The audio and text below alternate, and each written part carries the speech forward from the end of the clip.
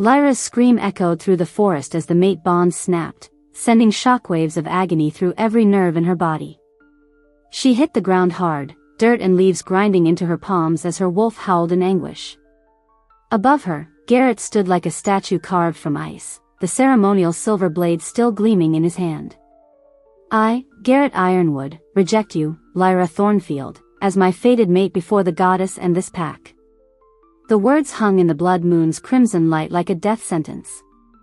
Around them, the entire Shadow Peak pack watched in stunned silence, their faces painted red by the ominous lunar glow.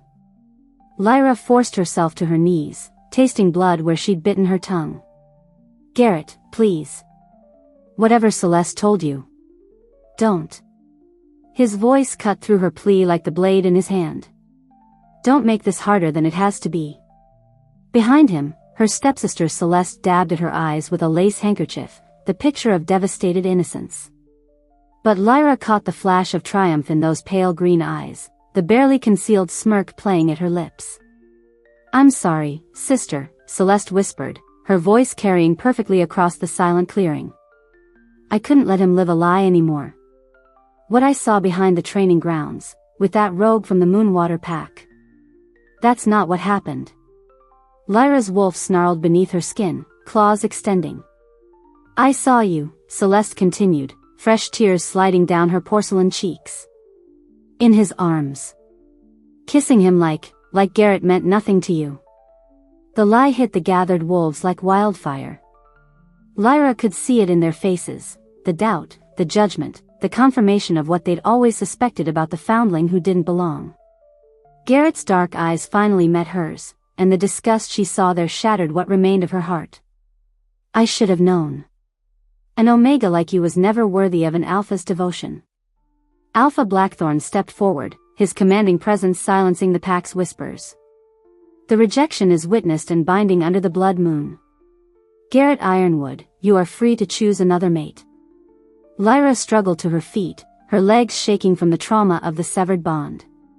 She wanted to scream the truth, that she'd been helping Elder Rosewood deliver her grand cub that night, not meeting some mysterious rogue. But who would believe her word against Celeste's? Return to your duties, Blackthorn commanded coldly. And trouble this pack no more with your... Thundering hoofbeats cut through his words. A rider in royal blue burst into the clearing, his horse foaming at the mouth from a hard ride. Alpha Blackthorn. The messenger leaped from his mount, his face flushed with urgency. I bring word from the capital. The mood shifted instantly. Royal messengers only came with news that changed everything. Prince Rowan Stormwind, second son of King Aldrich, has chosen a bride from your pack, the messenger announced, his voice carrying across the silent clearing. Excited murmurs rippled through the crowd. A royal marriage meant protection, wealth, and unimaginable honor for Shadow Peak. The messenger's gaze swept the gathered wolves before settling on Celeste. Lady Celeste Thornfield, you have been selected to wed His Highness in 1 month's time. Celeste's face went white as fresh snow. There must be some mistake. No mistake, my lady. Prince Rowan was quite specific in his requirements. The messenger's tone carried an edge of steel. He desires a bride who understands duty above personal comfort. Lyra almost laughed at the bitter irony. Duty, a concept as foreign to Celeste as humility. I cannot marry him. Celeste's voice rose to near hysteria. Everyone knows the prince is broken. Twisted from the war. They say he's more beast than man now. Shocked gasps echoed through the clearing. Refusing a royal match was tantamount to declaring war. Alpha Blackthorn's face darkened. Celeste, you will. I have a delicate constitution, she shrieked. I cannot bear children to a crippled monster. Find someone else. The messenger's expression turned arctic. If Lady Celeste finds herself unable to fulfill this honor, perhaps another daughter of your house would be suitable. Every eye in the clearing turned to Lyra. Of course. When had she ever been anyone's first choice for anything good? Lyra will go, Blackthorn declared without hesitation. She understands her obligations to this pack. No. The word escaped before Lyra could stop it. The alpha's eyes blazed gold with his wolf's fury. What did you say? Lyra lifted her chin, feeling something fierce and wild stir in her chest, her mother's warrior blood singing for the first time in years. I said no. I won't be your sacrificial offering. You ungrateful wretch, Blackthorn stepped forward, hand raised to strike. I wouldn't, if I were you. The messenger's quiet words froze the alpha mid-motion. Prince Rowan is expecting a bride from Shadow Peak Pack. If you cannot provide one. He let the threat hang in the air like smoke. Everyone knew what happened to packs who disappointed the crown. They simply ceased to exist. Elder Grimwald shuffled forward, his ancient face creased with worry. Child, you know what's at stake.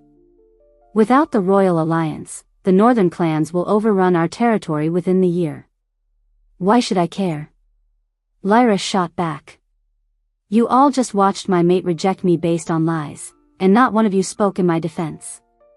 Because you're nothing. Celeste hissed, her mask of innocence finally slipping. A foundling with no bloodline, no real pack loyalty. You should be grateful we kept you alive this long. The words found their mark, but instead of breaking her, they kindled something hard and cold in Lyra's chest. You're right. I mean nothing to any of you. So I owe you nothing in return. Children will starve without this alliance, Grimwald pressed desperately. Innocent blood will be spilled. Lyra looked around the circle of faces, some pleading, others demanding, all expecting her to sacrifice herself for people who'd shown her nothing but contempt. Her gaze lingered on Garrett, who stared at the ground like a coward. His Highness expects his bride within 3 days, the messenger said. I'll return at dawn for your decision. As he mounted his horse and rode away, the pack erupted in heated arguments. Lyra started to follow, but Blackthorn's voice stopped her cold. Refuse this marriage, and you're banished tonight. With nothing but what you can carry. She turned slowly. And if I accept? You'll be treated with the respect due a royal bride. Until you leave for the capital. How magnanimous. I need time to think. You have until dawn, Blackthorn said coldly. Choose wisely, Lyra. Your pack's blood is on your hands either way. As Lyra walked away from the clearing, fragments of whispered conversations followed her. Heard strange things about the prince from the palace servants. They say he's not really disabled at all. Moves like a warrior when no one's watching. Something's not right about those war injuries.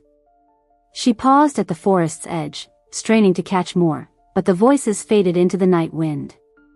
At her favorite thinking spot, a moss-covered boulder overlooking the valley, Lyra sat beneath the blood moon's eerie glow. She had until dawn to decide, her freedom or her pack's survival. But as the night deepened around her, one thought echoed louder than all the rest. What if the whispers about Prince Rowan were true? What if the cruel, crippled prince was just another lie, like everything else in her life? Chapter 2.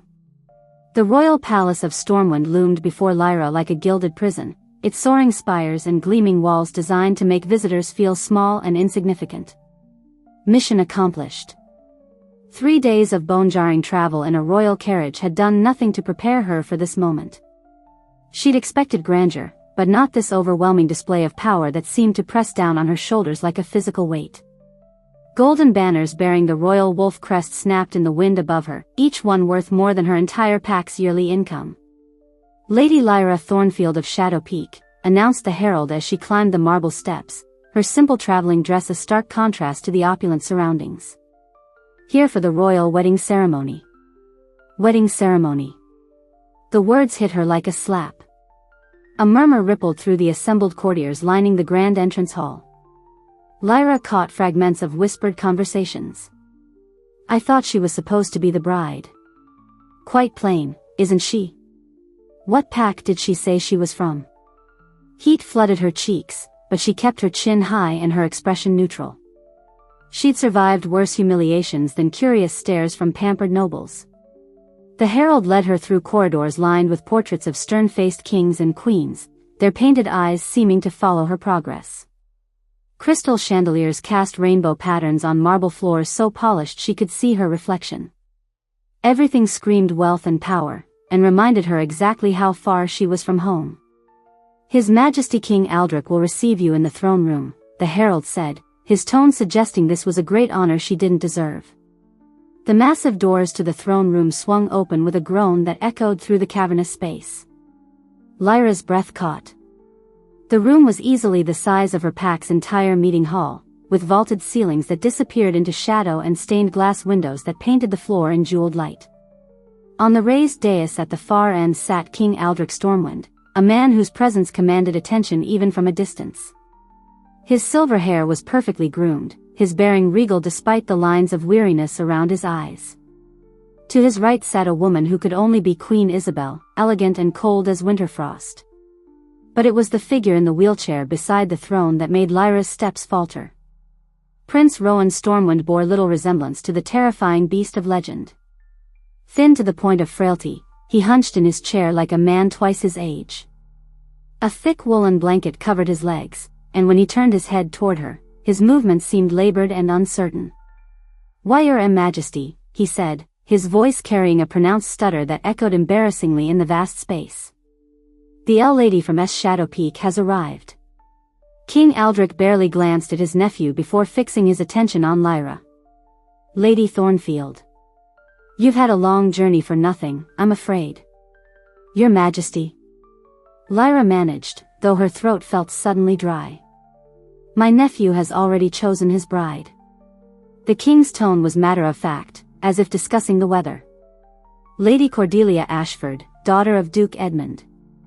A much more suitable match than what your pack could offer." The words hit her like physical blows. Lyra fought to keep her expression neutral even as humiliation burned in her chest. "I see. Perhaps there was some misunderstanding with your messenger." "No misunderstanding," came a melodious voice from the shadows beside the throne. A young woman stepped into the light, and Lyra's heart sank. Lady Cordelia Ashford was everything Lyra was not, petite and delicate with golden hair that caught the light like spun silk, porcelain skin that had never seen a day of hard work, and eyes the color of summer sky. Her gown probably cost more than most packs spent in a decade, and she wore it with the casual confidence of someone born to luxury. "Prince Rowan and I discovered our true mate bond just yesterday," Cordelia continued, her voice carrying the perfect modulation of noble breeding. "Such a miraculous thing, don't you think? The goddess works in mysterious ways." Lyra's wolf stirred uneasily. Something about Cordelia's scent was wrong, too sweet, like flowers trying to mask something rotten underneath. "Indeed," King Aldrich said dryly. "Since you've made this journey, you're welcome to stay for the wedding celebrations. Consider it compensation for your trouble." The dismissal was clear, but Lyra found herself trapped. She had no money for the journey home, no escort, and no guarantee that Alpha Blackthorn would even take her back after this humiliation. "That's very generous, Your Majesty," she said carefully. Prince Rowan shifted in his wheelchair, the movement awkward and halting. Perhaps Lady Thornfield would like to see her Q-quarters? The journey must have been tiring. His eyes met hers for a brief moment, and Lyra felt a strange jolt.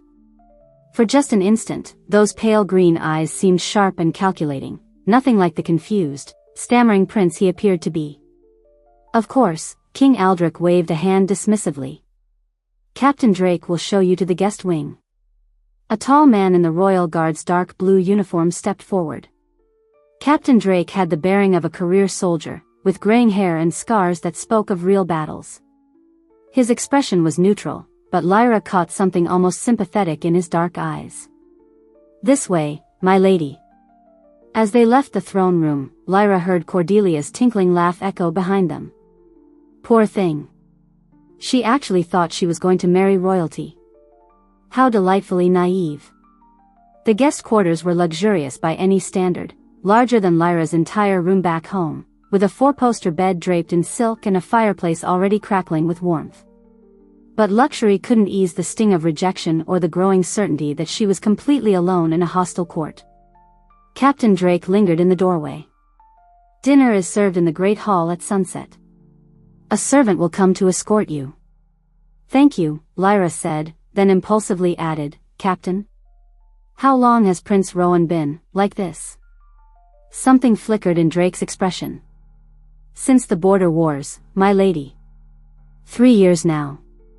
A great tragedy for the realm. But his tone suggested there was more to the story. Much more. Alone in her room, Lyra tried to process the disaster her life had become. Rejected by her mate, dismissed by a prince, and now stranded in a palace where she was clearly unwelcome. The smart thing would be to find a way home as quickly as possible. But something nagged at her, the way Prince Rowan's eyes had sharpened when he thought no one was looking, the carefully controlled movements that seemed more deliberate than helpless. As evening approached, a young maid arrived to escort her to dinner. The great hall was even more magnificent than the throne room, with long tables laden with enough food to feed her entire pack for a month. Nobles and expensive clothing clustered around the high table where the royal family dined, their conversation a constant hum of political maneuvering and social climbing. Lyra was seated at one of the lower tables, far enough from the royal dais to make her status clear but close enough to observe. Prince Rowan sat beside Lady Cordelia, who kept one perfectly manicured hand on his arm in a gesture that seemed more possessive than affectionate. Such a touching couple, said the woman seated across from Lyra, Lady Margaret something or other, whose nasal voice carried further than she probably intended. Though one does wonder what poor Cordelia will do on her wedding night. I mean, given his limitations. Her companions tittered behind their fans. Lyra's hands clenched in her lap, surprised by the surge of anger she felt on behalf of a man she barely knew. Perhaps you should worry about your own marriage bed, Lady Margaret, she said coolly. I'm sure your husband has his own limitations to discuss. The woman's face flushed red, but before she could respond, Lady Cordelia's voice rang out across the hall. How lovely that little shadow peak decided to honor us with their presence. Cordelia's smile was razor sharp. Though I must say, their fashion sense is quite rustic. Laughter rippled through the hall as every eye turned to examine Lyra's simple blue dress. She felt heat crawl up her neck but kept her expression serene. We prefer substance over style and shadow peak, Lyra replied evenly. Though I can see why some might find that concept foreign. The insult was subtle enough to be deniable, but Cordelia's eyes flashed with anger. How quaint. I suppose when one has so little to work with, one must make do. More laughter, crueler this time. Lyra felt her wolf stirring beneath her skin, claws extending involuntarily. The urge to shift and show these pampered nobles what a real wolf looked like was almost overwhelming. Now, King Aldrich's voice cut through the tension. Let's not make our guest feel unwelcome. After all, she's traveled so far to attend a wedding that was never meant for her. The final humiliation.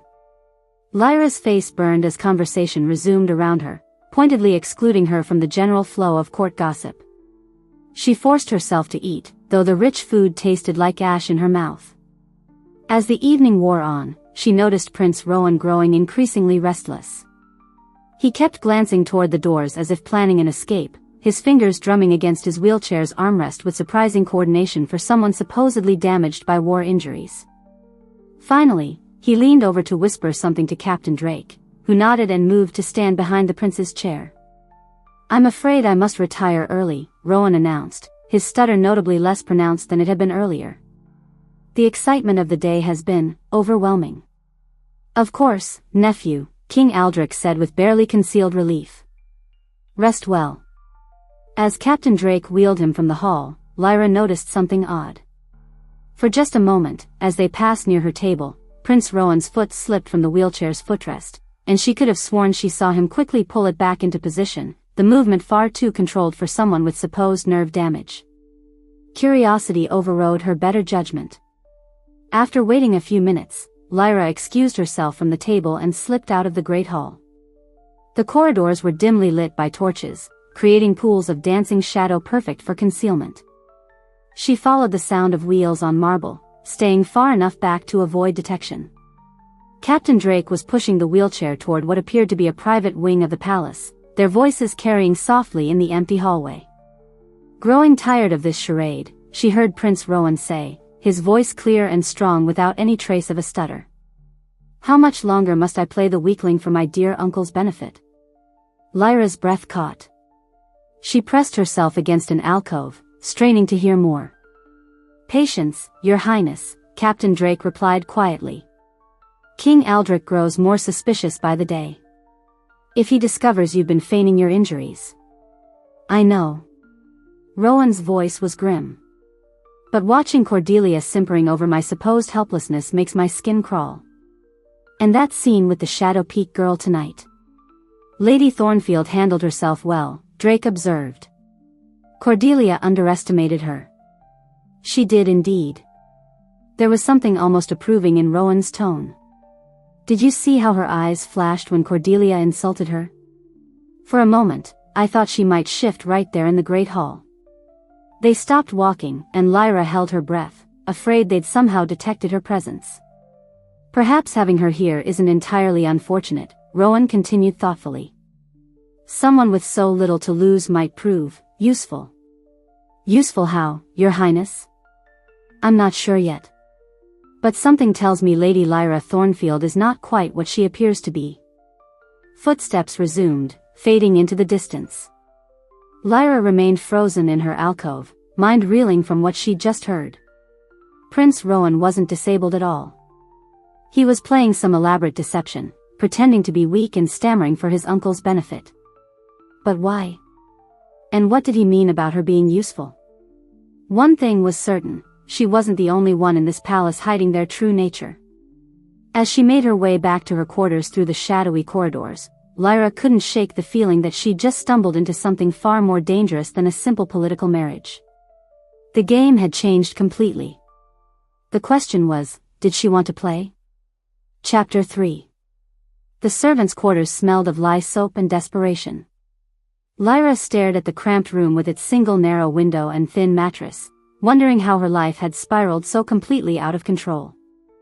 3 days ago, she'd been sleeping in Alpha Blackthorn's guest quarters, treated with the grudging respect due a royal bride. Now she was housed with the palace's lowest-ranking staff, her status officially downgraded to unwanted charity case. The change had come swift and brutal after Lady Cordelia's public humiliation at dinner. Apparently, causing a scene, even as the victim, was grounds for immediate demotion in King Aldrich's court. "At least you have a roof," muttered her roommate, a sharp-faced girl named Mira who worked in the kitchens. "Most displaced pack members end up in the dungeons." Lyra turned from unpacking her few belongings. "Displaced pack members? You didn't know?" Myra's laugh held no humor. "The Crown's been relocating werewolf packs for months now. Supposedly for their own protection, but..." She shrugged, the gesture speaking volumes. "What happens to them? Nobody talks about it. Not if they want to keep their positions." Mira lowered her voice. "But the ones who do make it to the capital, they don't last long." A chill ran down Lyra's spine. "What do you mean?" Before Mira could answer, heavy footsteps echoed in the corridor outside. Both women fell silent as 2 guards passed by, their conversation drifting through the thin walls. "Another pack from the Eastern Territories arrived yesterday. Barely 30 survivors out of 200. Orders came directly from the king." The voices faded, leaving an uncomfortable silence in their wake. "See what I mean?" Mira whispered. "Best to keep your head down and your mouth shut." But Lyra had never been good at either of those things. Over the next few days, she threw herself into her assigned duties, scrubbing floors, hauling laundry, and serving meals to nobles who looked through her as if she didn't exist. The work was mind-numbing, but it gave her access to areas of the palace she'd never seen as a guest. It also gave her opportunities to observe Prince Rowan. She began to notice patterns in his behavior that troubled her. During public appearances, he was the picture of fragile helplessness, stammering through conversations, struggling with simple tasks, requiring assistance for the most basic movements. But in the brief moments when he thought no one was watching, she caught glimpses of something else entirely. Like yesterday, when she'd been polishing silver in an alcove near the library. Rowan had entered alone, supposedly to retrieve a book for Lady Cordelia. The moment the doors closed behind him, his posture straightened, his movements became fluid and purposeful, and he'd pulled a book from a high shelf with the easy grace of a natural athlete. When Captain Drake entered minutes later, Rowan had immediately resumed his act, fumbling with the book, nearly dropping it, stammering apologies for taking so long. It was a masterful performance, but it raised disturbing questions. If Prince Rowan was healthy and whole, why was he pretending otherwise? And more importantly, what was he planning? Her chance to find answers came on her 5th night in the servant quarters. Unable to sleep, Lyra had slipped out for some fresh air in the palace's service courtyard. The space was deserted at this hour, nothing but shadows and the distant sound of night guards making their rounds. She was heading back inside when she heard voices coming from what appeared to be an unused storage building. Can't wait much longer. Every day we delay, more packs disappear. Patience, Tobias. Rushing will get us all killed. Easy for you to say, Captain. Your pack isn't in the relocation camps. Lyra crept closer, her wolf's-enhanced hearing picking up every word. Through a gap in the wooden walls, she could see perhaps a dozen figures gathered around a single candle. All of them wore the rough clothing of servants or guards, but there was something about their bearing that spoke of barely contained violence. The plan remains the same, said a voice she recognized as belonging to one of the palace guards, a man with dark hair and scars on his hands who'd served at several formal dinners. Captain Darien, she thought his name was. We gather intelligence, recruit carefully, and wait for the right moment. While our people die in King Aldrich's camps? This from a woman Lyra recognized as Sage, one of the senior kitchen staff. How many more need to suffer before we act? As many as it takes to ensure our success, Captain Darien replied grimly. A failed rebellion serves no one except the executioner. Rebellion. The word hit Lyra like a physical blow. These people weren't just disgruntled servants, they were planning to overthrow the crown. What about the prince? Asked Tobias. Any word on where he stands? Rowan remains an unknown quantity, Darien admitted. His public image suggests weakness, but you have doubts. I have instincts. And my instincts tell me there's more to Prince Rowan than meets the eye. Lyra's heart pounded as the pieces clicked into place. If these rebels suspected Rowan was hiding his true nature, how long before they discovered the truth? And what would they do with that information? Speaking of unknowns, Sage said quietly, what about the Shadow Peak girl? The one they moved to servant quarters? Lady Thornfield? Darien's voice sharpened with interest. What about her? She's been asking questions. Observing things. Yesterday I caught her watching the prince during the afternoon meal service. She had the look of someone seeing past the surface. Dangerous or useful? Tobias asked. Potentially both, Darien mused. Her pack rejected her, the crown humiliated her. She has reason to hate the current system. Or reason to betray us for a chance to improve her standing, Sage pointed out. Only one way to find out, Darien said decisively. We approach her. Lyra's breath caught. She needed to leave, now, before someone discovered her eavesdropping. But as she started to back away, her foot caught on a loose stone. The small sound might as well have been a thunderclap in the quiet courtyard. Inside the building, all conversation ceased. What was that? Tobias whispered. Check the perimeter, Darien ordered. Quietly. Lyra ran. She made it back to her room with seconds to spare, diving under her thin blanket just as footsteps echoed in the corridor outside. Her heart hammered so loudly she was certain Mira would wake up, but her roommate merely mumbled something incoherent and rolled over. The next morning brought disturbing news that drove all thoughts of rebels from Lyra's mind.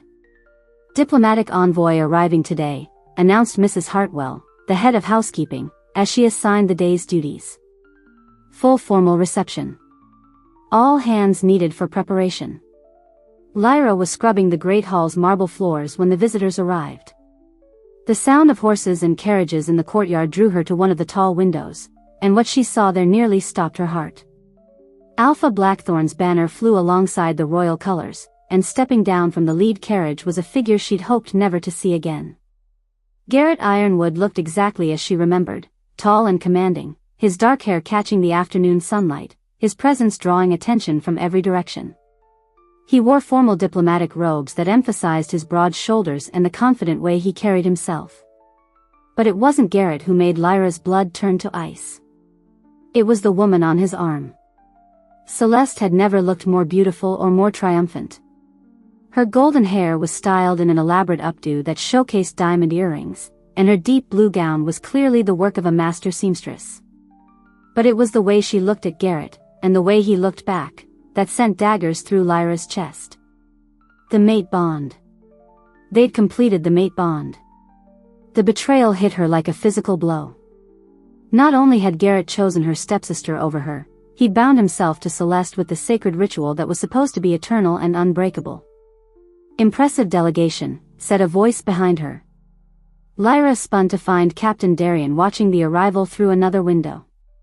In daylight, she could see that her memory had been accurate. He was indeed one of the guards who'd served at formal dinners, with the kind of observant eyes that missed nothing. "You know them?" he asked casually. Lyra's throat felt too tight for words. "They're from my former pack." "Former?" "I was released from my obligations."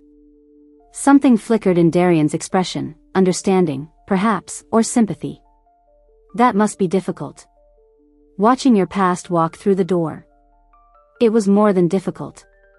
It was devastating. But Lyra forced herself to straighten her shoulders and meet his gaze. "The past is done. I'm more interested in the future." "Are you?" The question carried weight beyond its simple words. "Because the future has a way of demanding choices from people. Sometimes difficult ones." Their eyes met and held, and Lyra realized this was it, the approach Sage had mentioned. Captain Darien was testing her, probing to see where her loyalties might lie. "I've already made my choice," she said quietly. "When they cast me aside, they lost any claim on my loyalty." "And King Aldrich? Does he have a claim on your loyalty?" The question hung in the air between them like a blade. Lyra thought of the whispered conversations about disappeared packs, of Prince Rowan's mysterious deception, of the rebels gathering in shadowy buildings to plan revolution. "I serve whoever serves my interests," she said finally. "Right now, that's no one." Darien studied her for a long moment, then nodded slowly. "Interesting perspective. If you ever want to discuss alternative perspectives, you know where to find me." He walked away, leaving Lyra alone with her churning thoughts and the distant sound of celebration as the court welcomed Shadow Peak's delegation. That evening, she was assigned to serve at the welcome feast, a cruel irony that forced her to watch Garrett and Celeste accept congratulations on their mating while she poured wine and cleared plates like any other servant. "Such a romantic story," Lady Cordelia was saying to the gathered nobles. "True love conquering all obstacles. Though I suppose some obstacles are easier to overcome than others." Her pointed look in Lyra's direction wasn't subtle, and the resulting laughter felt like salt in an open wound. Garrett hadn't looked at her once since arriving. Not when she'd served wine to his table, not when she'd passed directly behind his chair, not even when Celeste had accidentally knocked over her goblet and demanded Lyra clean up the mess immediately. It was as if she'd ceased to exist entirely. "You're gripping that tray hard enough to leave dents," Sage observed quietly as they worked side by side in the serving area. Lyra forced her hands to relax. "I'm fine." "No, you're not. And that's not necessarily a bad thing." Sage's voice dropped to barely above a whisper. "Anger can be useful, if properly directed." Another probe. Another test. "What are you suggesting?" Lyra asked. "That some conversations are better held in private." The storage building behind the stables. Midnight. Sage moved away before Lyra could respond, leaving her with a choice that would determine the rest of her life. As the evening wore on and the laughter grew louder around the high table, Lyra made her decision. She would go to that meeting. She would hear what Captain Darien and his rebels had to say. Because watching Garrett and Celeste celebrate their happiness while she served them like a common servant had crystallized something hard and cold in her chest. If the current system could discard her so easily, perhaps it was time for a new system entirely. The only question was whether Prince Rowan's mysterious agenda aligned with the rebels' goals, or whether he represented an entirely different kind of threat. Either way, Lyra was done being a victim of other people's games. It was time to start playing her own. Chapter 4. The blade whistled past Lyra's ear, missing by mere inches. "Dead," Captain Darien announced coldly. "If that had been a royal guard's sword instead of a practice blade, your rebellion would have ended before it began." Lyra rolled to her feet, sweat stinging her eyes despite the midnight chill in the abandoned stable where they trained. 3 weeks of secret sessions had pushed her body beyond limits she'd never known she possessed, but apparently it still wasn't enough. Again, she panted, raising her stolen practice sword. "You're exhausted," Tobias observed from where he sat sharpening his daggers. "Rest for." Again, Lyra repeated, steel threading through her voice. Darien studied her with those calculating eyes that missed nothing. Around them, the other rebels had paused their own training to watch. There was something different about their expressions tonight, a tension that hadn't been there before. "Very well," Darien said finally. "But this time, we're adding pack magic." Lyra's heart stuttered. Pack magic was forbidden to lone wolves, considered too dangerous for anyone without the anchor of a true pack bond. She'd heard whispers of its power, the ability to share strength, speed, and enhanced senses across multiple wolves, but she'd never experienced it herself. "I'm not part of a pack," she pointed out. "You are now," Sage said quietly from where she'd been practicing with throwing knives. "We've been watching you, Lyra. Your instincts, your loyalty, your anger. You're one of us." The words hit harder than any physical blow. After a lifetime of rejection and abandonment, being claimed by this unlikely group of rebels felt like coming home. "The magic requires trust," Darien explained, moving to stand before her. "Complete trust. Can you give that?" Lyra thought of Garrett's betrayal, of Celeste's lies, of every person who'd ever cast her aside. Then she looked around at the faces surrounding her, scarred, determined, united by a common purpose. "Yes," she said. What followed was unlike anything she'd ever experienced. As Darien placed his hands on her shoulders and the other rebels formed a circle around them, power began to flow. Not the wild, individual strength of her wolf, but something deeper and more complex, a network of shared consciousness that linked her to every member of their makeshift pack. Suddenly she could feel Tobias's steady heartbeat, Sage's sharp focus, the quiet strength that emanated from a dozen other rebels whose names she was still learning. And underneath it all, Darien's fierce protective instinct that reminded her painfully of what she'd always craved from Alpha Blackthorn but never received. "Now," Darien said, his voice echoing strangely through their shared connection. "Attack me with everything you have." This time when their blades met, Lyra moved with fluid grace that seemed to come from somewhere outside herself. She could anticipate Darien's strikes before he made them, drawing on Sage's tactical knowledge and Tobias's speed. When he lunged, she wasn't there. When she struck, it was with the combined force of the entire pack flowing through her. For the first time since they'd begun training, she forced him back. "Excellent," Darien murmured as they broke apart, both breathing hard. "You're a natural at this." The praise warmed her more than she wanted to admit. But as the pack magic faded and she returned to herself, exhaustion hit like a physical wall. "That's enough for tonight," Sage said, noting her swaying posture.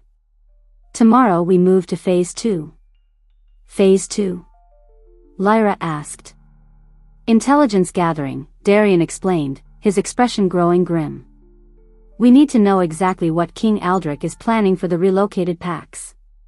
The official records will be in his private study." Lyra's blood chilled. "You want me to break into the king's study?" "Your servant status gives you access to areas we can't reach," Tobias pointed out. "And after tonight's display, you have the skills to get in and out undetected." "What about guards?" "The night watch rotation leaves a 15-minute window around midnight," Sage said. "We've been timing them for weeks. It's our only chance. Lyra nodded slowly, understanding the weight of what they were asking. If she was caught, it wouldn't just mean her death. It would expose the entire rebellion. When? She asked. Tomorrow night, Darian said. During the royal engagement celebration. Of course. While the court celebrated Prince Rowan's upcoming marriage to Lady Cordelia, she'd be risking everything to steal secrets from the king's private chambers. The irony was almost laughable. The next evening, Lyra made her way through the palace's shadowy corridors with her heart hammering against her ribs. The celebration in the Great Hall provided perfect cover, music and laughter echoing through the halls, masking any small sound she might make. King Aldric's study was located in the royal wing, far from the servant quarters where she belonged. Getting there required passing through sections of the palace she'd only seen during formal events, navigating by memory and instinct. The corridors were dimly lit by torches placed at wide intervals, creating pools of dancing shadow perfect for concealment.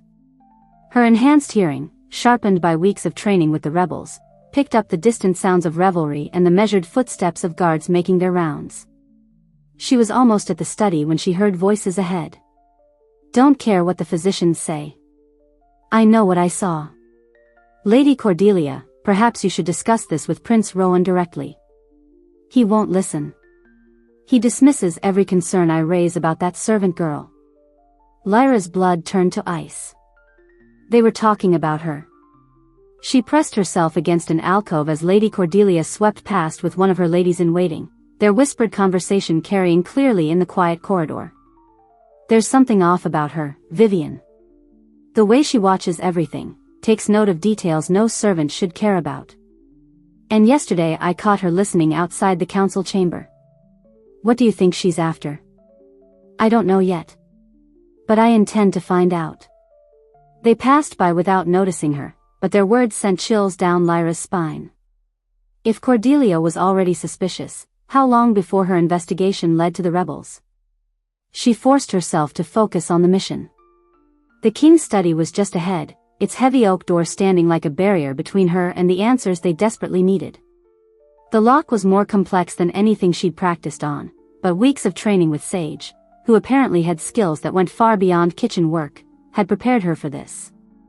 Her tools slipped into the mechanism with practiced ease, and after several tense moments, she heard the satisfying click of tumblers falling into place.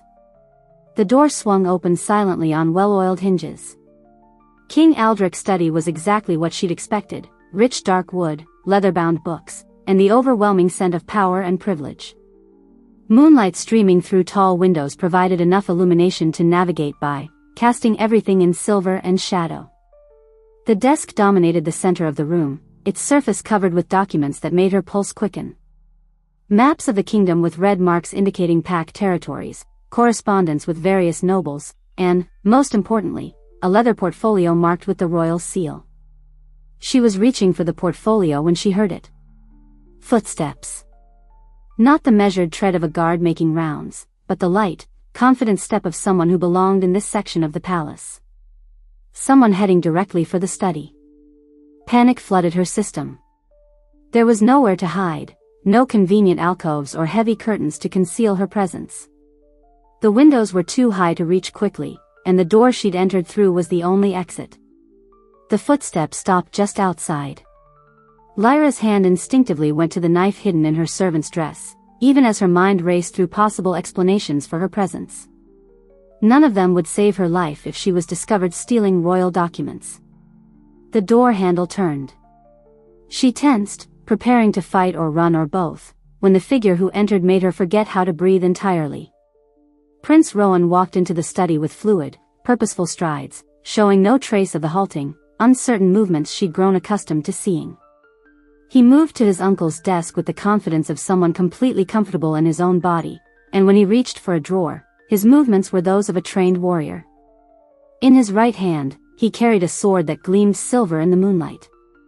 Lyra remained frozen in the shadows by the bookshelf, hardly daring to breathe. This was the confirmation she'd been seeking, proof that Prince Rowan's disability was an elaborate charade. But seeing it with her own eyes sent her mind reeling with implications. If Rowan wasn't disabled, what was he really planning? And why was he here, in the king's study, moving with the familiarity of someone who'd done this before. He found what he was looking for in the desk drawer, a small key that he used to unlock the same portfolio she'd been reaching for. As he opened it and began scanning the documents inside, his expression grew increasingly grim. "Damn," he muttered, his voice clear and strong without any trace of the stutter that plagued his public appearances. "He's moving faster than we anticipated." "We? Who was we?" Rowan pulled out a specific document and held it up to the moonlight, his face set in hard lines as he read. Whatever he was seeing clearly wasn't good news. Lyra knew she should leave, slip away while he was distracted and report back to the rebels with this earth-shattering intelligence. But fascination and a dozen burning questions kept her rooted in place. That's when Prince Rowan looked directly at her hiding spot and smiled. "You can come out now, Lady Thornfield. I know you're there." Her heart stopped. How had he detected her? She'd made no sound, kept perfectly still, controlled even her breathing. "You're sent," he said, as if reading her thoughts. "Orange blossoms and steel. Quite distinctive." Slowly, Lyra stepped out of the shadows, her hand still resting on her concealed knife. Rowan watched her approach with those sharp green eyes that held none of the confusion or weakness he displayed in public. "Your Highness," she said carefully. "Please. At this point, I think we can dispense with formalities." His tone was conversational, as if they'd been properly introduced at a garden party rather than meeting as intruders in the king's private study. "The question is, what brings you here at this particular hour?" "I could ask you the same thing." "You could. But I have a sword, and you have." He tilted his head slightly. "A kitchen knife, unless I'm mistaken. Hardly a fair match." Despite everything, Lyra felt her lips quirk upward. "You'd be surprised what damage a kitchen knife can do in the right hands." "I don't doubt it. Your training with Captain Darien has been quite impressive to observe." The words hit her like a physical blow. "You know about the rebel meetings in the old stable? The pack magic sessions? Your remarkable progress with a blade?" Rowan shrugged, the gesture fluid and controlled. "I make it my business to know what happens in my uncle's palace." "Are you going to turn us in?" "If I were going to expose your little rebellion, don't you think I would have done it weeks ago?" That was actually a very good point. "Then what do you want?" she asked. "The same thing you do, as it happens. Information about King Aldrich's plans for the werewolf population." He gestured to the portfolio in his hands. "Though I suspect our motivations differ somewhat." "And what are your motivations?" Rowan studied her for a long moment, as if weighing how much to reveal. Finally, he seemed to come to a decision. "My uncle believes werewolves are a threat to human rule.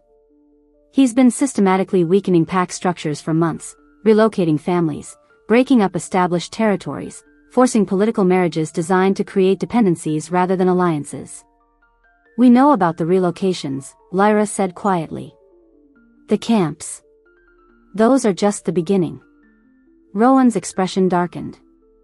"The documents in this portfolio outline plans for much worse. Mandatory registration, restrictions on shifting, eventual segregation from human populations." The implications sent ice through her veins. That's virtual slavery." "Yes. Which is why I've been working to prevent it." "By pretending to be disabled? By being underestimated?" His smile held no humor. "My uncle sees me as a useful tool, too damaged to be a real threat, but valuable enough for political marriages and minor treaties. It's the perfect position from which to gather intelligence and interfere with his plans." "You've been feeding information to the rebels," Lyra said, the pieces suddenly clicking into place. "Among other activities. Captain Darien has been very useful, though I suspect he doesn't fully trust my motives." "Should he?" "That depends entirely on your perspective." Rowan moved closer, and despite everything, Lyra found herself responding to his presence in ways that had nothing to do with politics or rebellion. "I don't want to see werewolves enslaved or eliminated.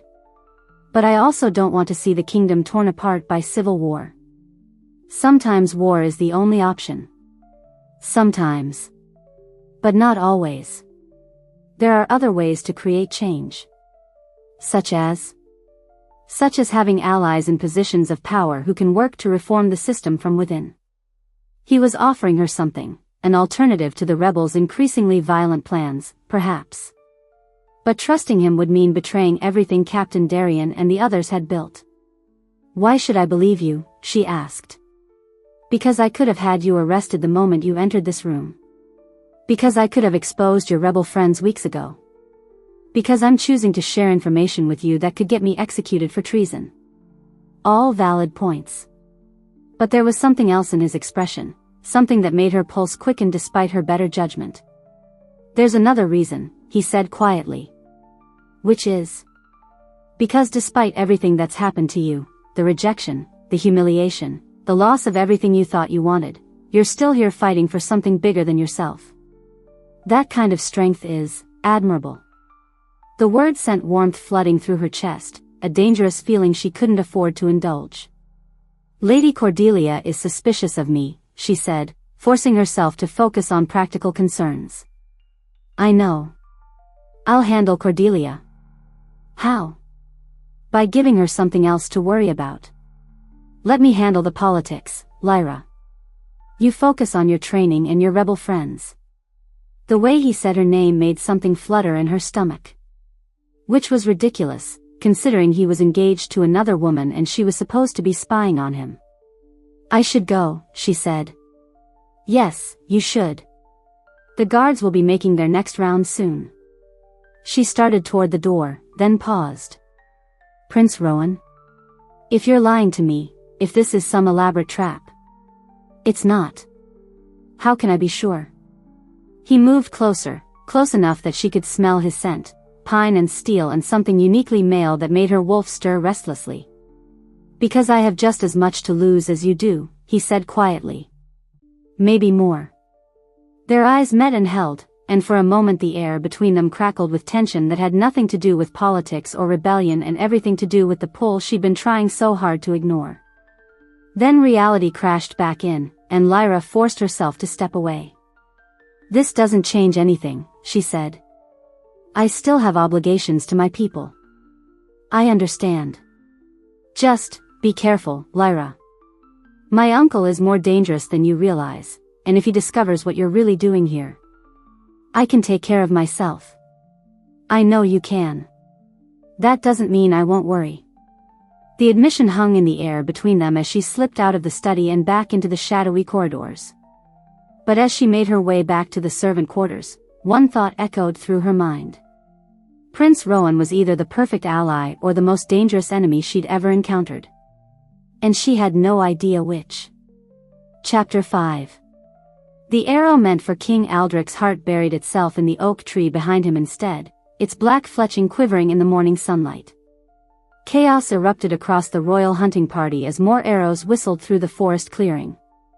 Nobles screamed and scattered, their fine hunting clothes offering no protection against the sudden violence that had shattered what was supposed to be a peaceful morning pursuit. Lyra, who'd been relegated to the servants following the hunting party on foot, reacted on pure instinct. She tackled Lady Cordelia to the ground just as another arrow sliced through the air where the woman's head had been moments before.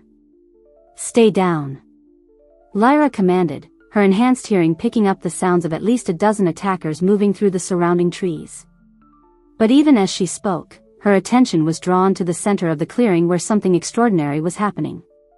Prince Rowan was rising from his wheelchair. Not the careful, labored movement she'd witnessed in his uncle's study, but a fluid surge of power that transformed him completely. The blanket that had covered his supposedly useless legs fell away as he stood, revealing muscles that spoke of years of intensive training. His hand moved to the sword at his side, not a ceremonial blade, but a warrior's weapon that sang as it cleared its sheath. "Protect the king," he shouted, his voice carrying the unmistakable authority of an alpha issuing commands. The royal guards responded instantly, their confusion over their prince's sudden transformation overridden by ingrained training. But they were woefully outnumbered as black-clad figures emerged from the tree-line, their faces hidden behind masks that marked them as professional assassins. Lyra's wolf snarled beneath her skin as she assessed the situation. King Aldrich had taken cover behind his horse, Captain Drake was fighting two attackers simultaneously, and Prince Rowan. Prince Rowan was magnificent. He moved like death given form, his swordwork poetry written in steel and blood. Every strike was precise, every movement calculated to maximum effect. This wasn't the fumbling invalid who'd stammered through court ceremonies. This was a predator in his element, an alpha wolf unleashed. An assassin broke through the guard's defensive line, heading straight for the king with a curved blade gleaming in his hand. Without thinking, Lyra surged to her feet. "Behind you," she called to Rowan, even as she grabbed a fallen guard's sword and sprinted toward the threat. Rowan spun just as the assassin's blade descended, catching the strike on his own weapon with a ring of steel that echoed through the clearing. But the man was skilled, pressing his attack with a series of lightning-fast strikes that drove Rowan back. Lyra hit the assassin from the side, her borrowed sword finding the gap between his ribs with surgical precision. As he fell, she found herself back-to-back with Prince Rowan, both of them breathing hard as more attackers closed in. "I thought you were a servant," Rowan said, deflecting another arrow with his blade. "I thought you were crippled," she shot back, driving her elbow into an assassin's throat. Fair point. They moved together as if they'd been fighting side by side for years, each covering the other's blind spots with an instinctive coordination that spoke of something deeper than mere tactics. When Lyra stumbled over uneven ground, Rowan was there to steady her.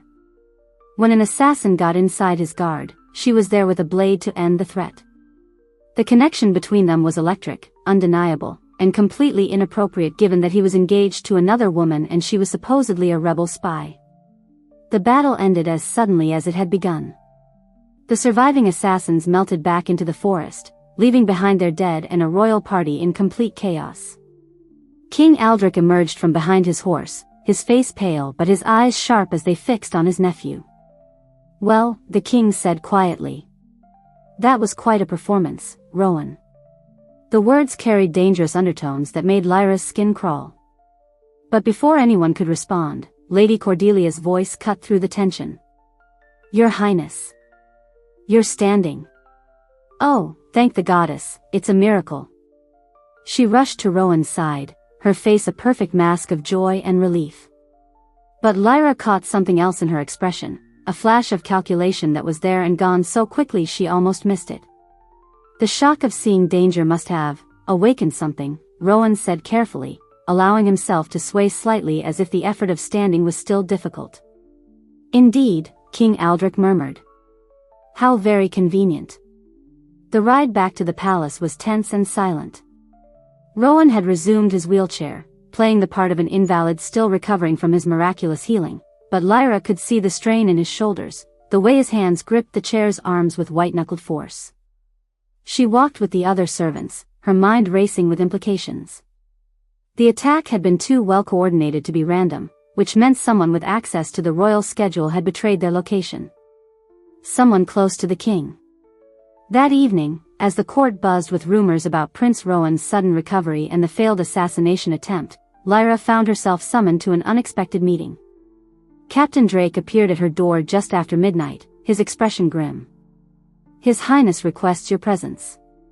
Immediately.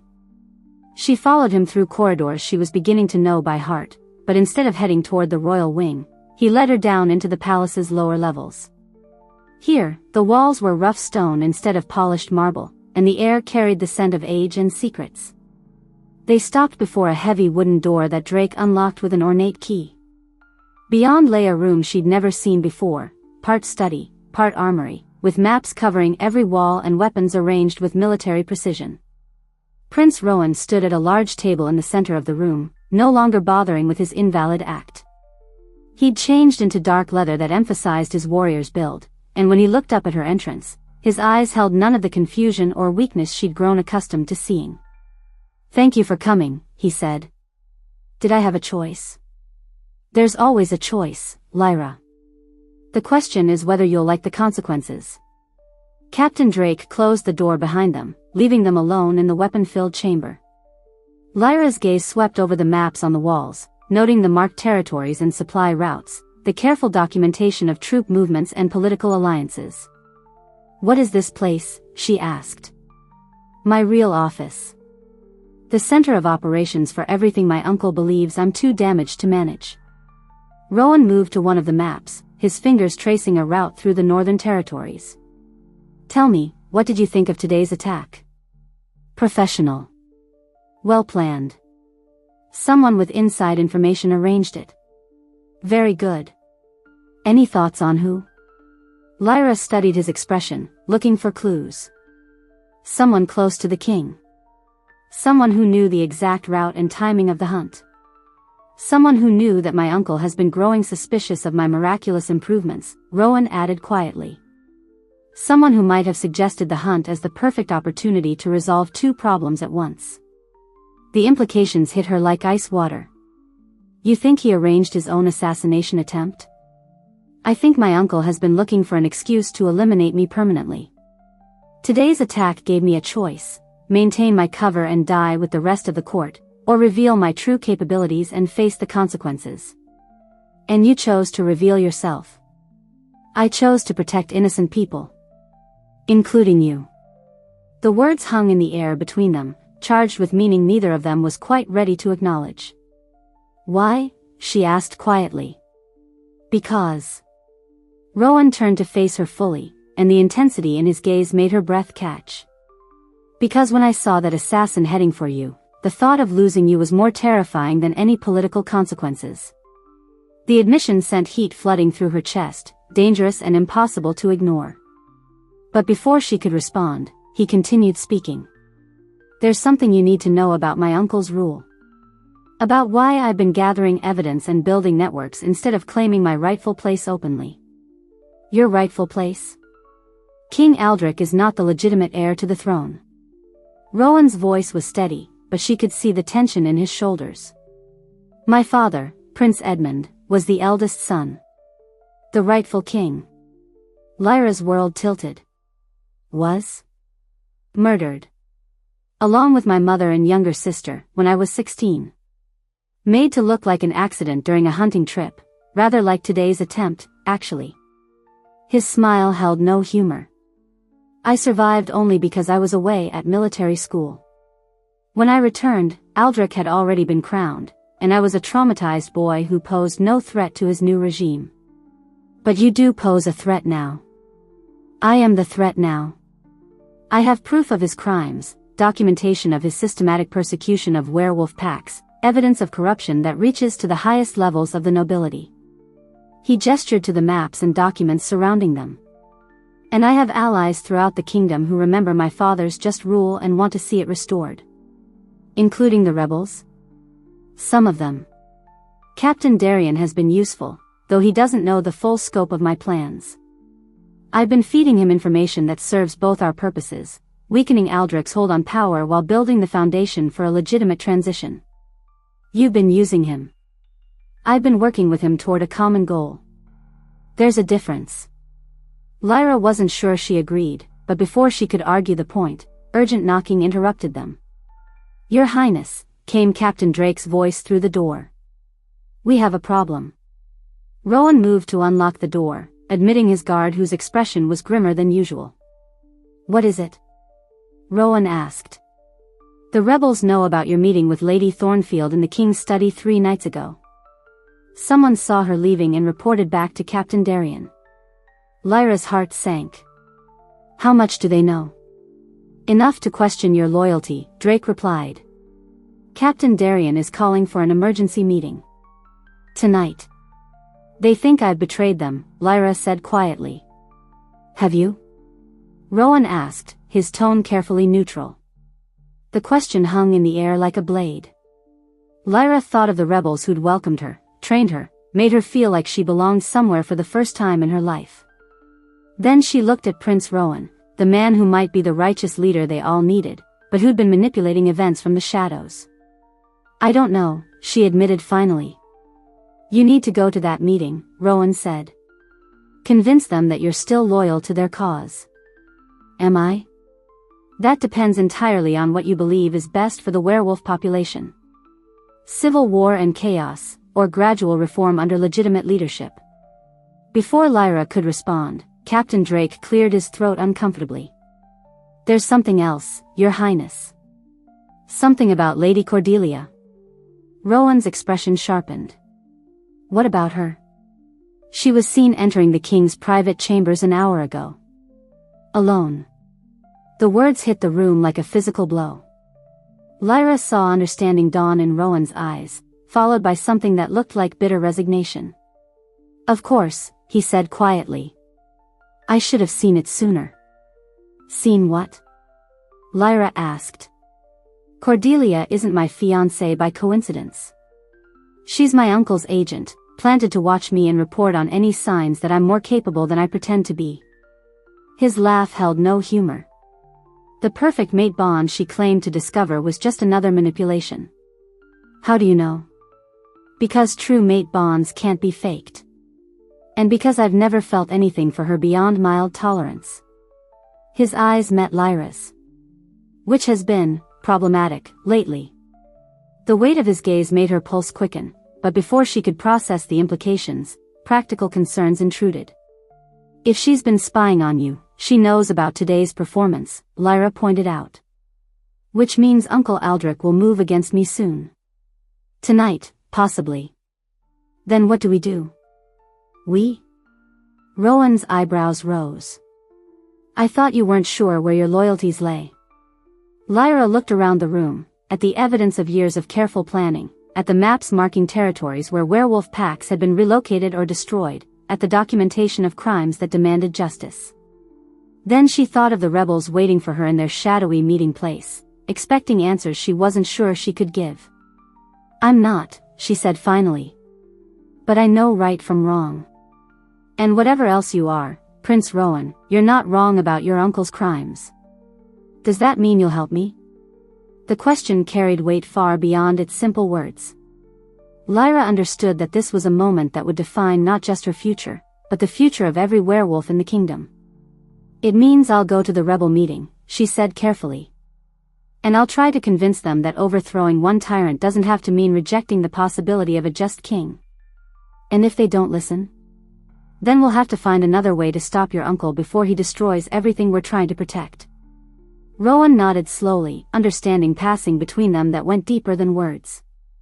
"Be careful, Lyra. If Darian decides you're a threat, I can handle myself." "I know you can.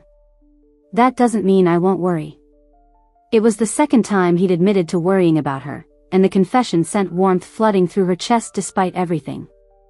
As she prepared to leave for what might be the most dangerous conversation of her life, one thought echoed through her mind. She was about to choose between the rebels who'd accepted her and the prince who might be their salvation.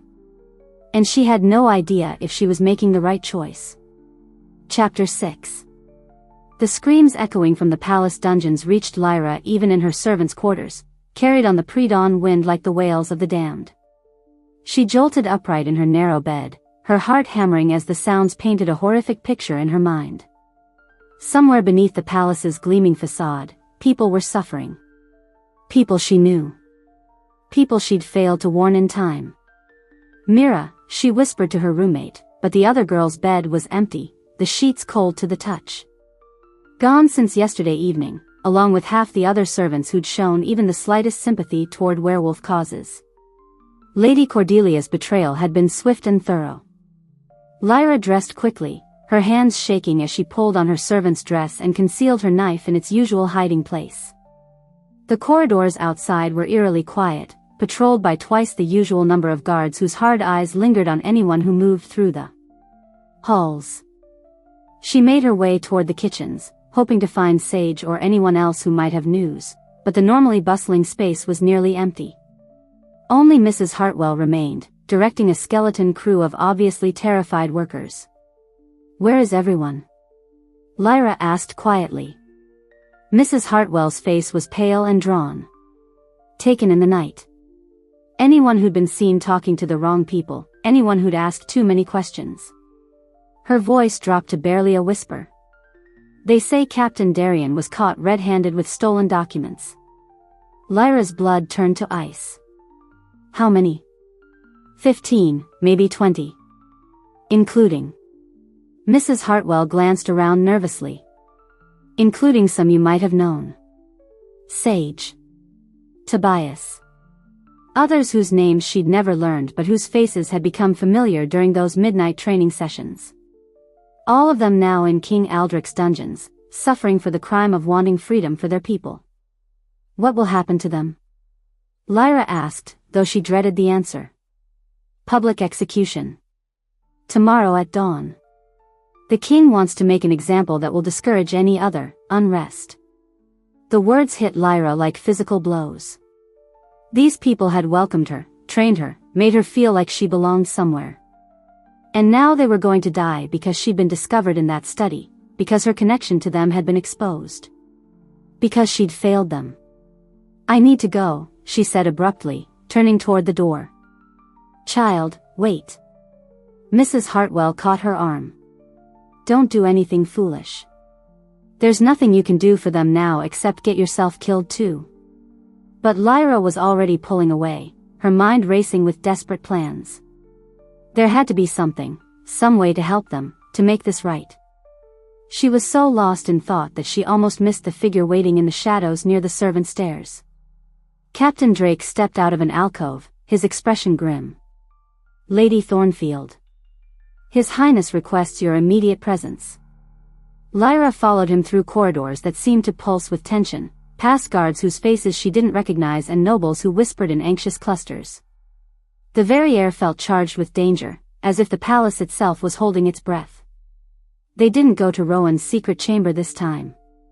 Instead, Drake led her to what appeared to be a storage room in the lower levels, lit by a single candle that cast dancing shadows on the walls. Prince Rowan was waiting inside, but he looked nothing like the composed strategist she'd spoken with the night before. His dark hair was disheveled, his clothes wrinkled as if he'd been pacing for hours, and when he turned to face her, the anguish in his green eyes made her chest tighten. They're going to die because of me, he said without preamble. All of them. Because I wasn't careful enough, because I trusted the wrong person, because I... This isn't your fault, Lyra interrupted, moving closer. Cordelia fooled everyone. I should have seen it. Should have known that someone who claimed to feel a mate bond with me was lying. His laugh was bitter. I'd been so focused on playing the long game that I forgot my enemies were playing it too. What do we do now? We? Rowan's eyebrows rose. There is no we, Lyra. You need to leave the palace immediately. Tonight, before Aldrich decides you're too dangerous to let live. I'm not abandoning those people. They're already dead. The words exploded from him with enough force to echo off the stone walls. Aldrich has been planning this for months. The public executions are just theater. He's going to use their deaths to justify even harsher measures against werewolf populations throughout the kingdom. Then we stop him. How? My cover is blown, my allies are captured or scattered, and my uncle now knows I've been working against him. I have maybe hours before he moves against me directly. Lyra studied his face in the flickering candlelight, seeing the weight of failure and responsibility crushing down on him. This was a man who'd carried the burden of his family's murder for years, who'd sacrificed everything to build a network capable of bringing justice to the kingdom. And now it was all crashing down around him. What about the evidence you've been gathering? She asked. The proof of his crimes? Hidden in places only I know about. But what good is evidence if there's no one left alive to present it? An idea began to form in Lyra's mind, desperate, dangerous, probably suicidal. But it was something. What if there was a way to create chaos? Something big enough to distract Aldrich while you retrieved the evidence? Rowan's eyes sharpened. What are you thinking? I surrender myself. Tell him I was the real leader of the rebel movement, that Darian was just following my orders. He'll want to interrogate me, maybe use me as an example alongside the others. Absolutely not. Rowan's voice was flat and final. I won't let you sacrifice yourself for. It wouldn't be a sacrifice, Lyra interrupted. It would be a diversion.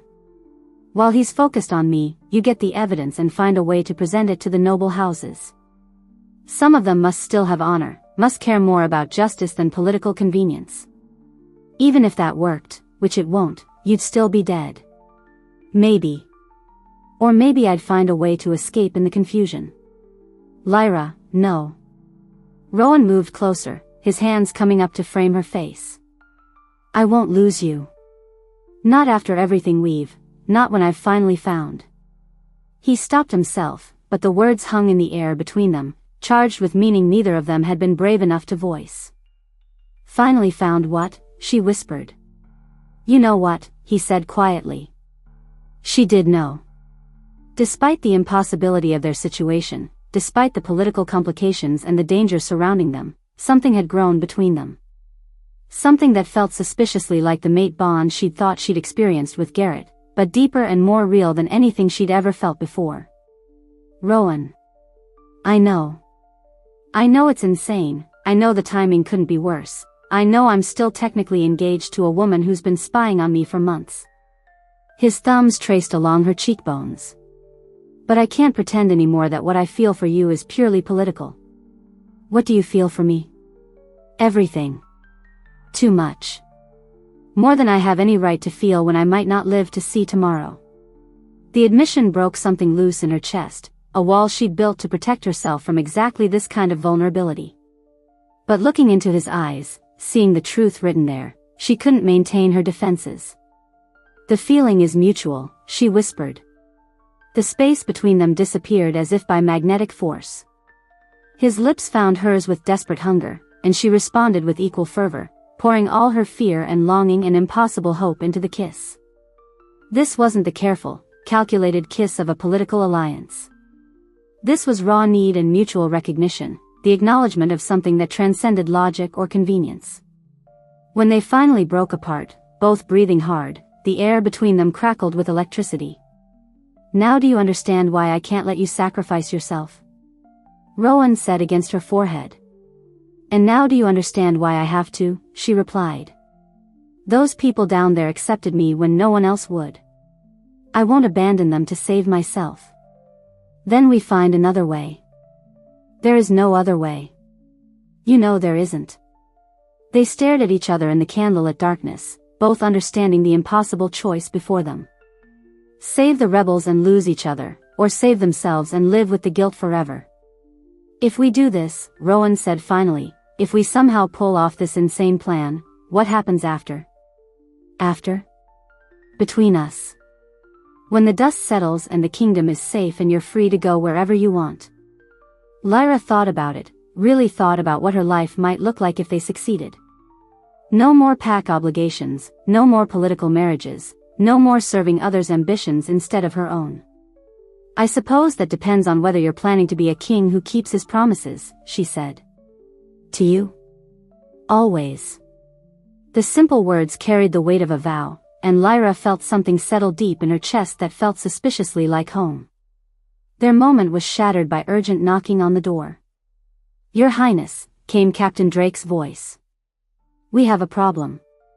Rowan moved to unlock the door, admitting his guard whose expression was even grimmer than usual. What is it? Rowan asked.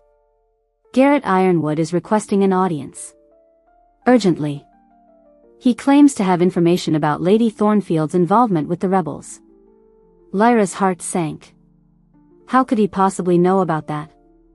Celeste, Drake said quietly. She was seen in conversation with Lady Cordelia yesterday morning. If she knew about your activities and passed that information along. Then Garrett thinks he's here to save me, Lyra finished, understanding dawning with horrible clarity. Save you from what? Rowan asked. From myself. From making choices he disapproves of. From being anything other than the broken little Omega he rejected. Anger flooded through her, hot and sharp. He probably thinks if he rescues me from the rebels, I'll be so grateful that I'll forgive everything and come crawling back to him. Will you see him? Drake asked. Lyra looked at Rowan, seeing her own thoughts reflected in his expression. Garrett's unexpected arrival could complicate everything, or it could provide the perfect cover for their desperate plan. Yes, she said finally. But not alone. And not as his former mate. What are you thinking? Rowan asked. I'm thinking Garrett Ironwood is about to learn what happens when someone underestimates me one too many times. The plan that formed between them over the next hour was even more dangerous than their original idea, but it had the virtue of being completely unpredictable. King Aldrich would expect many things from his nephew and the rebels, but he wouldn't expect cooperation between a spurned mate and the woman who'd rejected everything he represented. As they prepared to put their desperate gamble into motion, Rowan caught her hand. "Lyra. If this goes wrong, if we don't both make it out of this." "We will," she said firmly. "But if we don't, I need you to know." She silenced him with a kiss that tasted of goodbye and desperate hope in equal measure. "Tell me afterward," she whispered against his lips. "When we're both alive to hear it." As they prepared to face whatever came next, one thought echoed through Lyra's mind. She was about to bet everything on a plan that required trusting the man who'd once destroyed her world. And somehow, that felt like the least dangerous part of what they were about to attempt. Chapter 7. The execution platform stood in the palace courtyard like an altar to tyranny, its freshly built wooden frame dark against the dawn sky. Lyra knelt on the rough planks, her hands bound behind her back with silver chains that burned against her wrists. Around her, 15 other rebels waited for death with varying degrees of defiance and terror. Captain Darien knelt directly to her left, his face bloodied but his eyes still fierce with unbroken will. "Still think your prince will save us?" he whispered, so quietly only her enhanced hearing could catch the words. "He'll try," Lyra replied, testing the bonds at her wrists. The silver was already weakening her, making her wolf retreat deep inside where it cowered in pain. "And if he fails? Then we die knowing we fought for something that mattered." Darien's smile was grim but approving. "At least you'll die as a wolf, not a sheep." Below them, the courtyard filled with hundreds of spectators, nobles in their finest clothes treating this like entertainment, common folk who'd been ordered to attend, and scattered groups whose faces showed sympathy rather than bloodlust. King Aldrich sat on a raised dais with the royal family, his expression coldly satisfied as he surveyed his assembled subjects. Lady Cordelia sat beside Prince Rowan's empty wheelchair, playing the grieving fiancé with perfect skill. Rowan himself was supposedly too distraught by recent events to attend the executions, a convenient excuse that allowed him to move freely while his uncle's attention was focused elsewhere. At least, that was the plan. "Citizens of Stormwind," King Aldrich's voice carried easily across the courtyard, magically amplified to reach every ear. "Today we cleanse our kingdom of those who would corrupt our way of life." These traitors sought to undermine human rule, to place werewolf interests above the common good. Murmurs rippled through the crowd, some approving, others uncertain. Lyra caught fragments of conversation that suggested not everyone was convinced by the king's narrative. "The penalty for treason is death," Aldrich continued. "But let it not be said that we are without mercy. Any who confess their crimes and name their co-conspirators will be granted a quick end."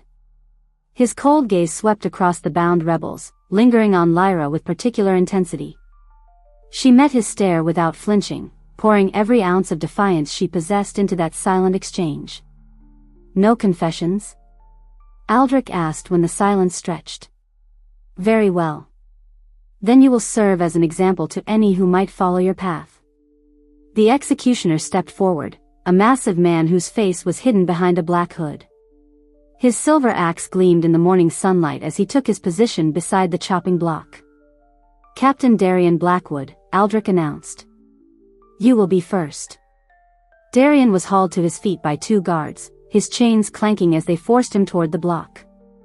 But instead of fear, his face showed only contempt. "You can kill me, Aldrich," he called out, his voice carrying across the silent courtyard. "But you can't kill the truth. The people know what you've done to the werewolf packs. They know about the camps, the disappearances, A guard's fist silenced him, but the damage was done. Whispers began spreading through the crowd like wildfire. That's when everything changed. "Stop." The single word cut through the morning air with the authority of absolute command. Every head in the courtyard turned toward the source, the palace's main entrance, where a figure stood silhouetted against the rising sun. Prince Rowan Stormwind walked down the marble steps with fluid, predatory grace that made it impossible to believe he'd ever been disabled. He wore black leather armor that emphasized his warrior's build, and the sword at his side was no ceremonial ornament. Every step radiated power and deadly intent. But it was what he carried in his hands that made the crowd gasp. A wooden chest, bound with iron and marked with the royal seal. "Uncle," Rowan said, his voice carrying easily across the stunned silence. "I believe there are some things the people should know before you execute these brave souls." King Aldrich's face had gone white as parchment. "Rowan? But you can't, the injuries were a useful fiction. Much like your claim to the throne." Rowan set the chest down and opened it with deliberate ceremony. "Tell me, Uncle, shall I read aloud the confession you wrote after murdering my father? Or perhaps the detailed plans for eliminating every werewolf pack in the kingdom?" The courtyard erupted in chaos. Nobles shouted questions, common folk surged forward for a better view, and guards looked uncertainly between their king and the prince who was clearly no longer the invalid they'd been ordered to dismiss. "Seize him!" Aldrich roared, but his command met with confusion rather than immediate obedience. That confusion became full rebellion when Captain Drake stepped out from behind the executioner's platform, flanked by a dozen guards in royal blue who clearly served different masters than their king.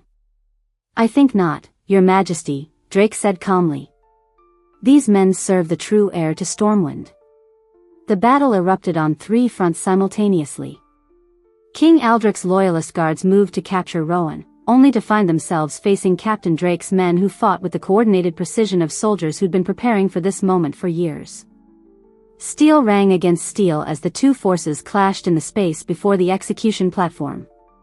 At the same time, rebels throughout the crowd threw off their disguises and attacked the guards holding the platform. Sage appeared from nowhere with a set of lockpicks, her kitchen knife between her teeth as she worked frantically at the silver chains binding the prisoners. And in the center of it all, Prince Rowan fought like a man possessed, his sword cutting a path through anyone foolish enough to stand between him and the evidence that would expose his uncle's crimes. Lyra felt her bonds fall away as Sage's picks found their mark. Silver chains hit the wooden platform with a clatter that sounded like freedom bells, and immediately her wolf surged back to life, flooding her system with strength and fury. "Where's your weapon?" Sage shouted over the clash of battle. "I'll find one," Lyra replied, leaping down from the platform into the melee. A loyalist guard swung at her with his sword, but weeks of training with the rebels had honed her reflexes to a razor's edge. She ducked under his strike, grabbed his wrist, and used his own momentum to send him crashing into the platform's supports. His sword felt good in her hands, properly balanced, sharp enough to cut through armor if she hit the right spots. She tested its weight with a few practice swings, then threw herself into the battle with savage joy. This was what she'd been born for, not to serve tea to pampered nobles or clean floors on her knees, but to fight for something worth dying for. Every strike she landed was for the packs that had disappeared, for the rebels rotting in dungeons, for everyone who'd ever been dismissed as worthless. She was carving through a cluster of loyalist guards when she spotted Rowan in trouble. He'd fought his way almost to the royal dais where King Aldrich waited, but 3 guards had managed to surround him. Even as she watched, one of them got inside his defenses with a lucky thrust that opened a line of red across his ribs. Without thinking, Lyra abandoned her own fight and sprinted toward him, her borrowed sword cutting down anyone who tried to block her path. She reached the group just as one of the guards raised his weapon for a killing blow aimed at Rowan's exposed back. Her blade took the man in the throat, dropping him instantly. The second guard turned toward her with a snarl, giving Rowan the opening he needed to finish the third. They stood back to back in the center of the chaos, both breathing hard, both covered in blood that wasn't entirely their own. "Fancy meeting you here," Rowan said, deflecting another attack. "Just happened to be in the neighborhood," Lyra replied, her sword finding the gap in an attacker's armor. They moved together like they'd been fighting side by side for years, each covering the other's vulnerabilities with instinctive precision. When enemies pressed too close, they shifted seamlessly between offensive and defensive positions. When one stumbled, the other was there to provide support. It was partnership in its purest form, 2 equals united by trust and common purpose. They'd almost reached the royal dais when a new sound echoed across the courtyard, the thunder of approaching horses. "Reinforcements," someone shouted, though it wasn't clear which side the warning was meant for. A column of mounted warriors burst through the palace gates, their horses foam-flecked from hard riding. At their head rode a figure that made Lyra's heart stop. Celeste Thornfield sat her mount like she'd been born in the saddle, her golden hair streaming behind her as she surveyed the battlefield. But instead of the pampered noble's daughter Lyra remembered, this version of her stepsister wore practical leather armor and carried a sword that showed signs of recent use. Behind her rode 24 warriors bearing the Shadow Peak pack colors, along with banners from at least 3 other packs Lyra didn't immediately recognize. "For Lyra Thornfield." Celeste's voice carried across the courtyard like a battle cry. "For the true wolves of Stormwind." The newcomers crashed into the Loyalist Guard's flank with devastating effect. Suddenly the tide of battle shifted decisively in favor of the rebels and Rowan supporters. King Aldrich, seeing his forces crumbling around him, made a desperate decision. "Enough," he roared, his voice magically amplified to cut through the sounds of battle. "I invoke the ancient right of single combat. Prince against king, winner takes the throne." The fighting stopped as if a switch had been thrown. Ancient law was sacred. When properly invoked, single combat superseded all other claims and considerations. Rowan stepped forward, blood dripping from the cut on his ribs but his bearing still proud and strong. "I accept your challenge, uncle. Though the title you claim was never rightfully yours." King Aldrich descended from his dais, drawing a sword that gleamed with unnatural light. "Silver-blessed steel," he said with a cold smile. "Consecrated specifically for killing wolves." The crowd formed a rough circle around the two men, giving them space for their deadly dance. Lyra wanted to object, wanted to point out that Rowan was already wounded while Aldrich was fresh, but ancient law was absolute. This was how it had to be. The two men circled each other slowly, each seeking an opening, each measuring the other's strengths and weaknesses. Aldrich struck first, a lightning-fast thrust that would have taken Rowan in the heart if he hadn't twisted aside at the last instant. The silver blade sliced through his armor like it was made of paper, opening another wound along his shoulder. Rowan's counterattack was equally swift, his sword seeking the gap between Aldrich's breastplate and helmet. But the king was experienced, slipping the strike and responding with a cut that forced Rowan to give ground. They were both skilled, both dangerous, but Rowan was fighting wounded against a weapon specifically designed to kill his kind. Every time the silver blade found flesh, it left burns as well as cuts, weakening him beyond what the wounds themselves should have caused. As the fight continued, Lyra saw Rowan beginning to slow. His movements remained precise, but they lacked the explosive power he'd shown earlier. Silver poisoning was setting in, making his wolf retreat and taking his enhanced healing with it. King Aldrich saw it too. His attacks grew more aggressive, pressing his advantage with the ruthless calculation of a man who'd murdered his own brother for power. The end came suddenly. Rowan stumbled, just a tiny misstep, but enough. Aldrich's silver blade swept in a devastating arc aimed at his neck, moving too fast for any human reaction to stop it. But Lyra wasn't entirely human. She threw herself between them without thought, without hesitation, without any consideration for her own survival. The silver blade meant for Rowan's throat took her instead, sliding between her ribs with a burning agony that drove all breath from her lungs. Time seemed to stop. She felt the blade pierce her heart, felt the silver fire spreading through her veins like liquid flame. Around her, the world went silent except for Rowan's anguished roar and the sound of her own blood hitting the cobblestones. But even as darkness closed in around the edges of her vision, she saw Rowan's sword find its mark. King Aldrich's look of triumph turned to shocked disbelief as steel punched through his chest, ending his reign with a wet, final sound. "Lyra." Rowan caught her as she fell, his hands frantically pressing against the wound that was stealing her life one heartbeat at a time. "CC.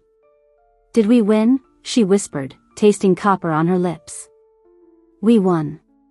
You magnificent, stubborn woman, we won." Tears she'd never expected to see streaked down his cheeks. "But you have to stay with me. Do you hear me? You have to fight." She wanted to fight. Wanted desperately to live and see what they could build together. But the silver was spreading, turning her blood to poison, and her wolf was dying deep inside her chest. "I love you," she managed to say, pouring everything she had into those 3 words. "Just in case. I wanted you to know." "Tell me again when you're healed," he commanded, his voice breaking. "That's an order from your king." Darkness reached up to claim her, but his voice followed her down into the shadows, calling her back from whatever place silver-poisoned wolves went to die.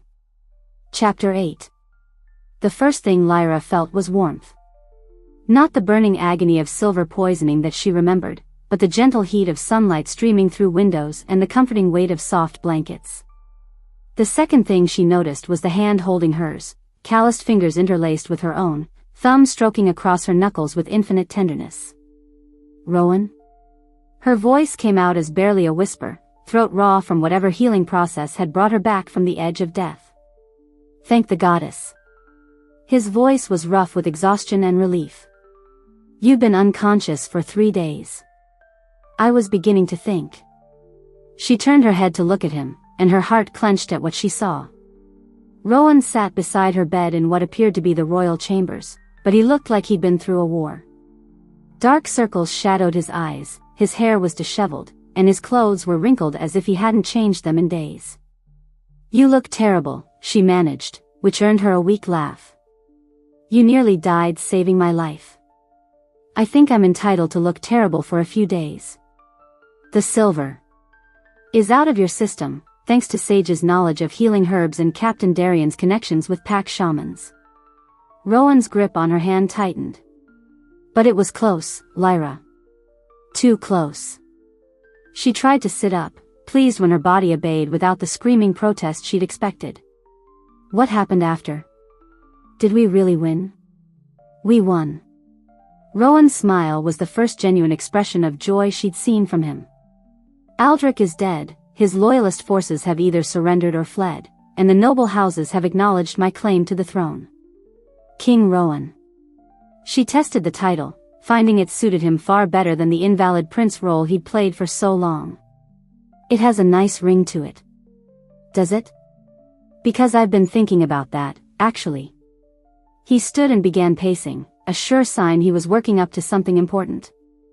"The kingdom has been ruled by single monarchs for too long, men making decisions that affect everyone without proper counsel or balance. You want to establish a council?" "I want to establish a co-monarchy." He stopped pacing and turned to face her fully. "Lyra, I want you to rule beside me. Not as a consort or a figurehead, but as an equal partner with equal authority." The words hit her like a physical blow. "Rowan, that's not how monarchy works." "Then maybe it's time to change how monarchy works." He moved back to her bedside, taking her hands in both of his. "You fought beside me, bled beside me, nearly died protecting me. You've proven yourself more capable of leadership than half the noble houses combined. I'm a foundling with no bloodline, no training in statecraft.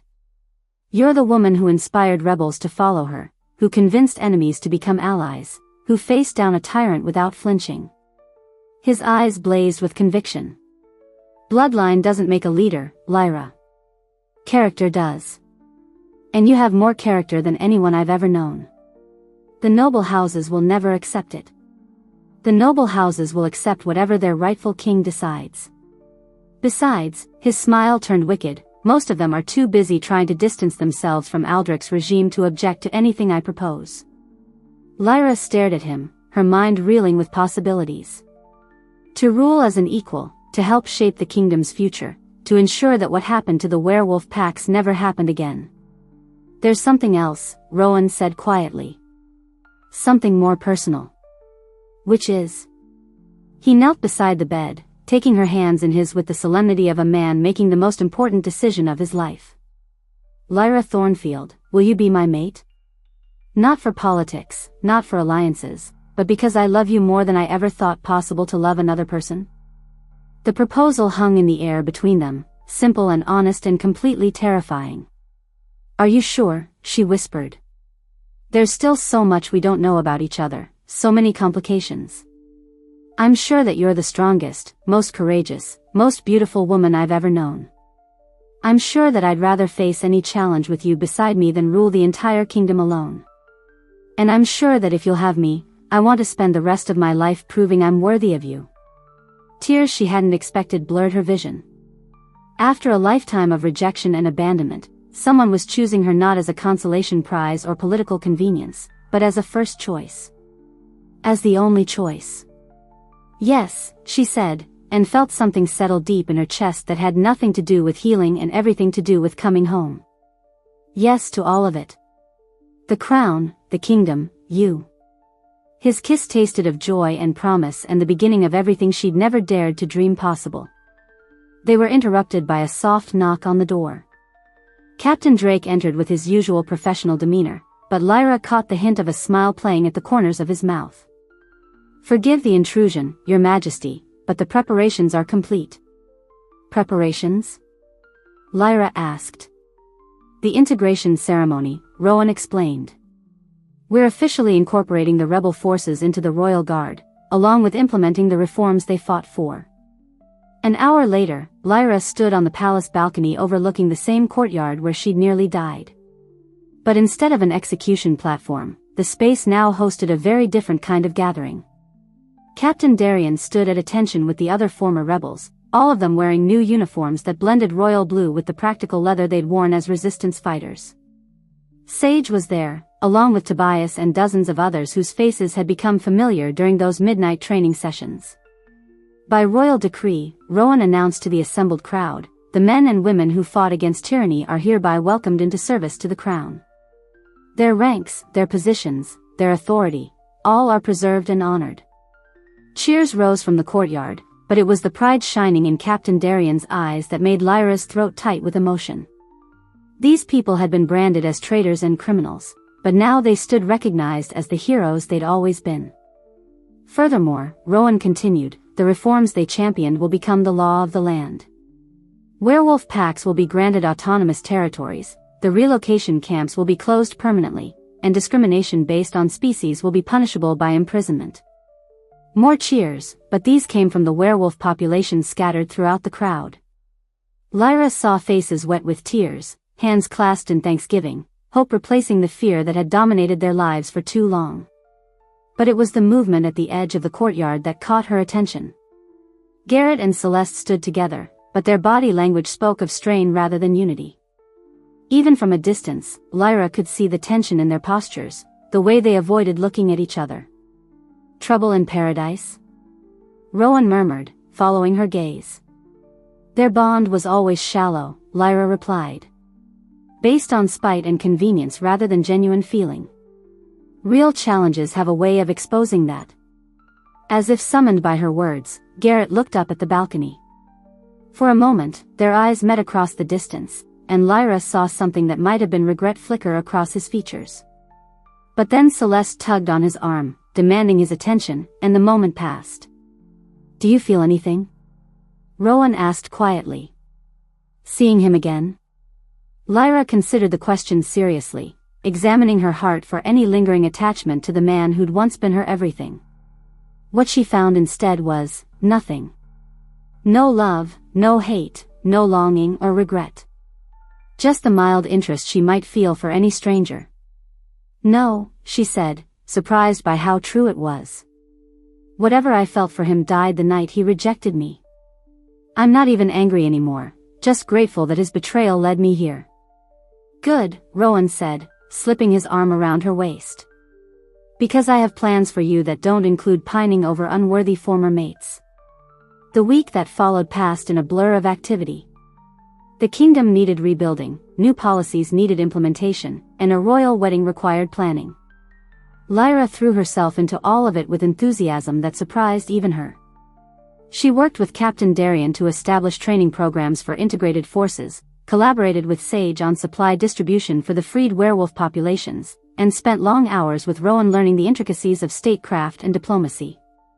It was challenging work, but fulfilling in ways she'd never experienced.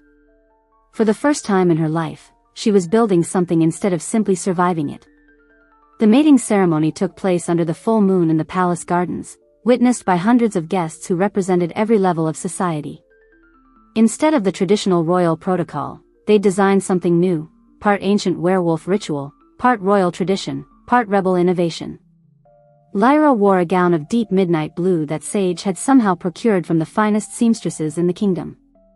It was elegant without being ostentatious, practical enough for a working queen while still magnificent enough for a royal wedding. Rowan stood waiting for her at an altar decorated with both royal roses and wild forest flowers, wearing formal robes that emphasized his warrior's build while acknowledging his newfound role as king. But it was the expression on his face as she approached that stole her breath.